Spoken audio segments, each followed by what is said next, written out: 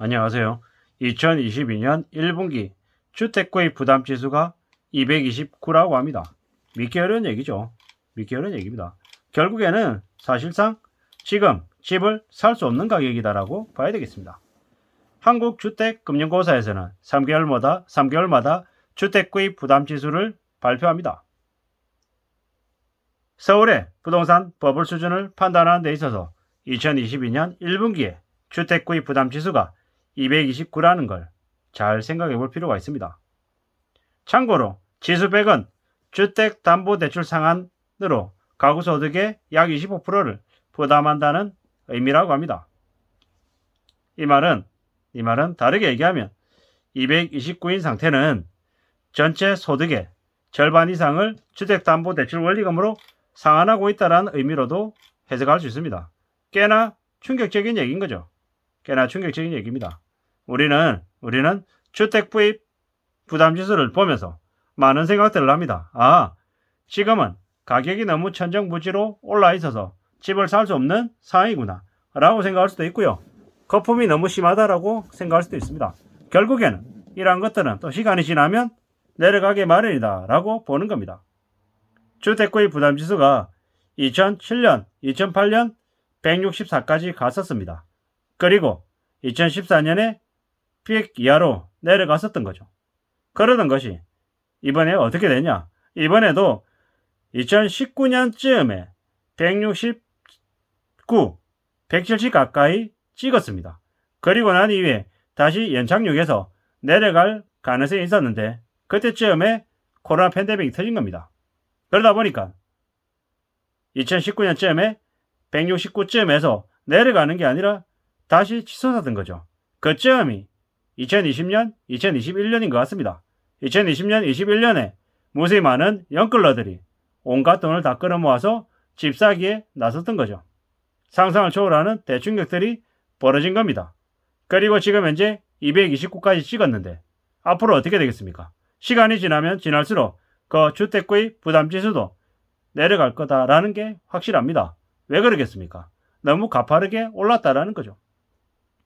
오를 때가 있으면 내릴 때가 있는 게 사실입니다.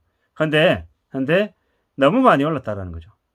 지난 20여 년간 봤을 때 주택구입 부담지수가 229를 찍은 적은 단 한 번도 없었다라는 거죠. 상상을 초월하는 거품이 문재인 정부 시절에 벌어졌다라고 보면 맞겠습니다. 그렇기 때문에 우리는 2022년 1분기에 229라는 주택구입 부담지수를 보게 된 겁니다. 앞으로 얼마나 많은 충격들이 벌어질지는 이 수치 하나만으로도 충분히 예상할 수 있다고 봐야 되겠습니다. 그냥 삶이 흘러가거나 괜찮아질 일은 없습니다. 상상을 초월하는 온갖 희생이 있어야 그 다음이 아주 조금 나아지는 거다라고 이해하면 되겠습니다. 우리의 삶이 그냥 괜찮아질 수 없다라는 거죠. 이 주택구입 부담지수는 2020년 4분기에 168을 찍었습니다. 기존에 천정으로 얘기했던 164를 뛰어넘은 거죠. 그렇지만 그게 고점이 아니었던 거죠.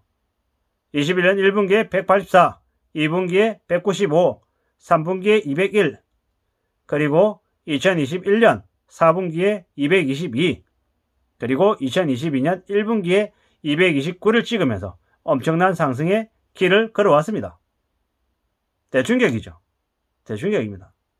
주택담보대출 전고점 돌파의 배경에 2017년 파리 대책으로 2018년 4월부터 양도세 중과가 되면서 매매 유통 물량이 크게 감소하고 2020년 8월 임대차 3법 시행으로 전세 유통 물량이 감소해서 전세와 매매 모두가 다 버블이 돼버렸던 상황이 있었죠. 바로잡기 위해서 정책을 냈던 건데 시장이 되려 다르게 반응을 해서 그런 일들이 생겼던 거죠. 지금은 매우 부담스러운 상황입니다. 전체 소득의 57%를 원리금 상환에 써야 되는 그런 처지인 거죠. 이게 조금만 지나면 전체 가구 소득의 57%가 아니라 70%가 되고 80%가 될지 모른다라는 거죠. 왜냐? 금리가 가파르게 오르고 가상금리를 부담하게 되면 이건 다 모두 그대로 여파가 전이 된다라고 봐야 되는 거죠. 이제는 서울 중위소득 가구가 구입할 수 있는 서울 아파트의 비율이 2.6%랍니다. 그냥 서울 중위소득 가구가 구입할 수 있는 아파트가 없다라고 봐야 되는 거죠. 그리고 소득 대비 주택담보대출 원리금 상한으로 본 서울 부동산의 버블은 역대 최대의 크기입니다. 이게 상상을 초월하는 대충격이 이미 벌어졌다라고 봐야 되겠습니다. 무서운 일이죠. 무서운 일입니다. 그렇기 때문에 이게 부동산 버블 붕괴, 폭발로 이어지는 건 당연하다라는 겁니다. 앞으로 주택구입 부담지수가 100 이하로 떨어지기 전까지는 절대로 부동산 시장에 관심을 안 가지는 게 좋겠습니다. 물론 추이는 확인해야겠죠. 추이는 확인해야 되지만 지금 상황이 매우 암울하다, 매우 안 좋다라고 봐야 되겠습니다. 감당 못할 대충격이 이미 벌어지고 있습니다. 어떻게 살아야겠습니까? 어떻게 지내야 되겠습니까? 앞이 안 보이고 깝깝하고 답답하죠. 그저 우리가 살아가는 삶이 그냥 별일 없이 지나가길 바라는데 그 별일 없이 지나가려면 상상을 초월하는 대가를 치러야 된다는 거죠. 많이 무섭습니다. 두렵습니다. 앞으로 어떻게 살아야 될까? 과연 지금의 삶을 좀 더 나아지게 하려면 어떻게 해야 되지? 이런 고민들을 안 할 수 없다라는 거죠. 그저 그냥 뭔가가 이루어지는 건 없다라고 봐야 됩니다. 절대로 세상 사는 게 쉽거나 공짜가 아니라는 겁니다. 쉽게 돈 벌겠다고 무리하게 빚을 진 사람들이 대거 몰락하고 무너지고 힘들어질 거다라는 건 뻔한 얘기입니다. 살다 보니까 주택구입 부담지수가 229를 찍는 것도 보게 되네요. 주택구입 부담지수 100 이하였던 2013년, 2014년쯤을 되돌아가고 싶다라는 생각을 합니다. 예전에 제가 강북 쪽에 있는 모 회사를 다닐 때 중국어 학원을 다닌 적이 있었어요. 그때 그 중국어 학원을 다닐 때 같이 수업을 듣던 분이 주택보증공사의 대표였던 분이 있으셨거든요. 그분이 뭐라고 얘기했냐면 문재인 대통령이 들어섰기 때문에 부동산 가격이 많이 오를 거다라고 이야기를 하더라고요. 에이 설마 대려 부동산 정책을 확실하게 잡겠다고 얘기했던 그 정책이 발표가 있었기 때문에 저는 그분 말을 안 믿었던 거죠. 지나고 보니 그분 말이 맞더라고요. 상상을 초월하는 급등이 있을 거다라고 그분이 얘기를 하셨거든요. 그냥 한 귀로 듣고 한 귀로 흘렸죠. 지나고 보니까 이런 상황을 어쩌면 그분이 미래에 갔다 온 것처럼 너무 적나라하게 너무 있는 그대로를 그 당시에 얘기해 주길래 아예 기뚱을 안 들었던 거죠.